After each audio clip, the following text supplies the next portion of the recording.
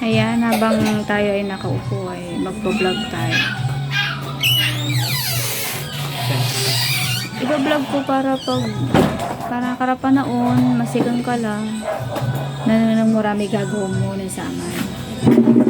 Yeah. Ano? Yan yung trabaho ni Johnny. Magawa ng piso wifi bindo. Sa tagal ko na mag-ano dito. Paano nalaman pala yun? Natatanggal pala ito.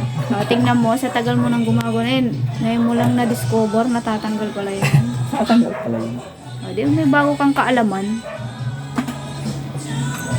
Ayan, may pagde-deployan na yan. Tsaka, ito yung isa rin bago din yan.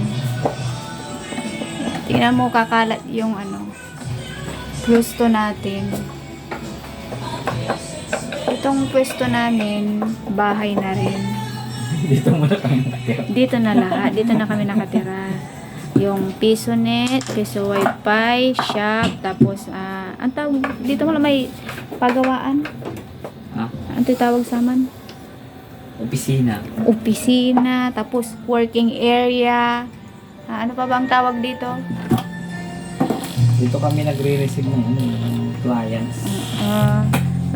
Dito na rin ang bahay namin. Ayun o, andyan yung washing, yung aming lababo. Iyan, nakasilip ko dyan yung mali nating pinto. Si Jenny naman dito, may lagnat. Bakit, nak? Ito yung panahon na Wala kang kasama. wala tayong pambili ng gamot. Pero may pambili tayo ng bindo. Hindi kaya ako ma-CPR dyan sa music na yan. CPR ka dyan. Tapos nagdadaldal ako dito.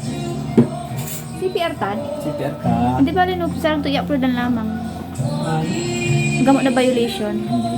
Hindi ba rin? Basta memories, para walang memories tayo. Nung masikang kala. Gawgaw ka ni Sirin. Uga-ugawa ni. 10 years may agwa ta, di ba? Hal. Ewan. Ano ko rara may tools mo ya, ini-imbes mo. Kaya patingin.